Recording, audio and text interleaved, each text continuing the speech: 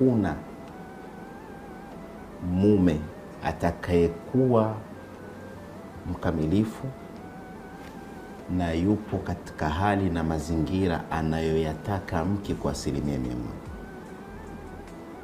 Na kinyume chake vile vile, hakuna mke ambaye anaweza akawa mkamilifu bora, yupo katika hali na namna ambayo mume atamridhia kwa 100%.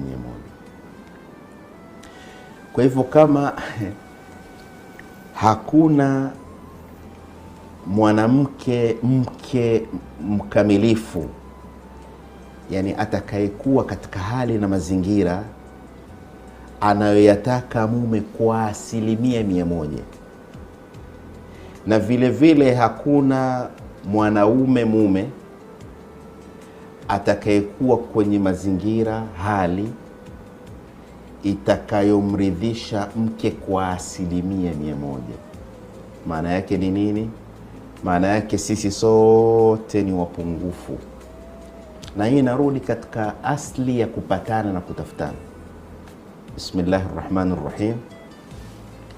Ya ayuha nnasu ttaqu rabbakum alladhi khalaqakum min nafsin wahida wa khalaqa minha zawjaha wa batha minhuma rijalan kathiran wa nisaa wattaqu llaha alladhi tasaaluna bihi wal arham inna allaha kana alaykum raqiba wa batha minhuma rijalan kathiran